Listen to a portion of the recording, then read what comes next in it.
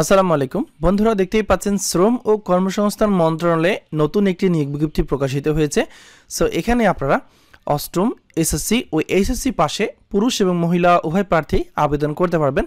এখানে আবেদনের যাবতীয় পদ্ধতি কিভাবে আবেদন করবেন, আবেদন করার সময় আপনার কত টাকা পরীক্ষার ফি বাবদ কেটে নেওয়া হবে এবং বিশেষ করে এখানে আবেদন শুরু কবে শেষ কবে এই বিষয়টা নিয়ে বিস্তারিত আলোচনা করব।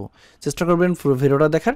মূল ভিডিওটি আলোচনা করার পূর্বে ছোট্ট একটা রিকোয়েস্ট থাকবে, আপনারা যারা বেসরকারি চাকরির পাশাপাশি বেসরকারি চাকরির আপডেট ভিডিও পেতেছেন তারা আমার বিডি জব নিউজ ইউটিউব চ্যানেলটি অবশ্যই সাবস্ক্রাইব করে রাখবেন।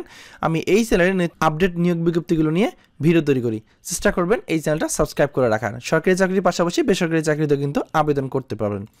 সো এখানে দেখতে পাচ্ছেন এটি প্রকাশ করা হয়েছে 3/3/2023, মানে এটি গতকালই কিন্তু প্রকাশ করা হয়েছে। তো আজকে প্রথম যে পদটা নিয়ে আমরা আলোচনা করব, দেখতে পাচ্ছেন গাড়ি চালক নেওয়া হবে 9,300 টাকা থেকে 22,490 টাকা বেতনে 9 জন লোক নিয়োগ করা হবে।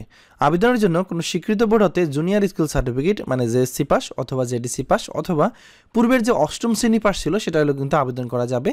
আপনার বৈধ ড্রাইভিং লাইসেন্স থাকতে হবে। যারা অভিজ্ঞতা সম্পন্ন চালক তাদেরকে অগ্রাধিকার দেওয়া হবে। এরপর দেখতে পাচ্ছেন টেলিফোন অপারেটর নেওয়া হবে, যেখানে বেতন দেওয়া হবে 9,300 টাকা থেকে 22,490 টাকা। এখানে আবেদন করার জন্য যে কোনো স্বীকৃত বোর্ডে আপনাকে অবশ্যই উচ্চ মাধ্যমিক সার্টিফিকেট বা সমমানের পরীক্ষা উত্তীর্ণ, কম্পিউটার চালনায় পারদর্শিতা হতে হবে। এরপর নেওয়া হবে হিসাব সহকারী 9,300 টাকা থেকে 22,490 টাকা বেতনে।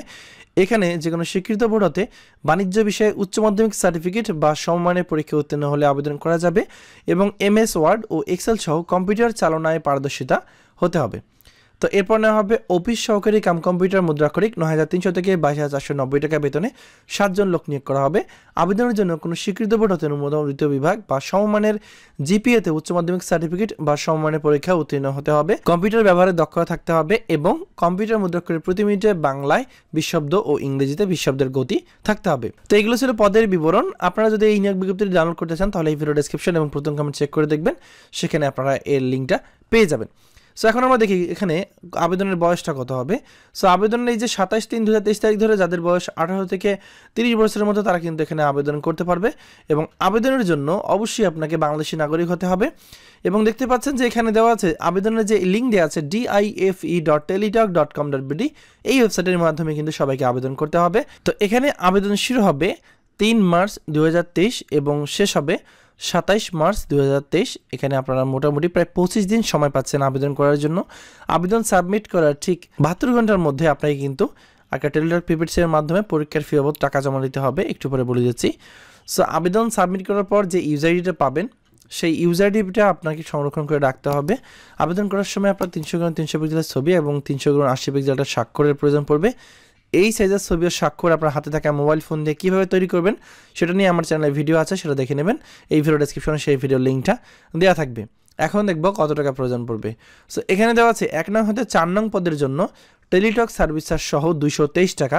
আবেদন সাবমিট করার ঠিক 72 ঘন্টার মধ্যে এই যে নিয়মটা দেওয়া আছে DIFE স্পেস ইউজার আইডি দিয়ে মেসেজটা 160 সেন্ড করতে হবে। সেন্ড করার পর 57 নম্বর যেখানে আপনার নাম থাকবে এবং কত টাকা কেটে নেওয়া হবে সেটা থাকবে এবং 8 সংখ্যার একটা পিন নাম্বার থাকবে। দ্বিতীয়বার মেসেজ অপশনে গিয়ে আপনার লিখতে হবে DIFE স্পেস ES স্পেস এই পিন নাম্বারটা দিয়ে 160 সেন্ড করলে আপনাকে একটা ইউজার আইডি ও পাসওয়ার্ড দেওয়া হবে। তো ওই ইউজার আইডি পাসওয়ার্ড ভালোভাবে সংরক্ষণ করে রাখবেন, পরবর্তীতে ওই ইউজার আইডি পাসওয়ার্ড দিয়ে আপনার অ্যাডমিট কার্ড উত্তোলন করে নিতে পারবেন। এখন দেখব কোন কোন জেলার প্রার্থীরা এখানে আবেদন করতে পারবেন। সেটা হচ্ছে ঢাকা, মানিকগঞ্জ, মুন্সিগঞ্জ, নারায়ণগঞ্জ, নরসিংদী, গোপালগঞ্জ, ময়মনসিংহ, চট্টগ্রাম, বান্দরবান, কক্সবাজার, ফেনী, লক্ষ্মীপুর, রাজশাহী, পাবনা, বগুড়া, রংপুর, লালমনিরহাট, নীলফামারী, ঠাকুরগাঁও, মাগুরা, এরপর বাগেরহাট, খুলনা, মেহেরপুর, বরগুনা, পিরোজপুর, সিলেট, হবিগঞ্জ জেলার প্রার্থীরা এখানে আবেদন করতে পারবেন। এই কয়েকটি জেলা বাদে অন্যান্য জেলার প্রার্থীরা আবেদন করতে পারবেন না। বিষয়টা আশা করি বুঝতে পেরেছেন। আমি আবার বলে দিচ্ছি, এই নিয়োগ বিজ্ঞপ্তির লিঙ্ক এই ভিডিও ডেসক্রিপশন এবং প্রথম কমেন্টে দেওয়া থাকবে, সেখান থেকে দেখে নেবেন। তো এই ছিল আজকের ভিডিও। ভালো থাকবেন সবাই। আসসালামু আলাইকুম।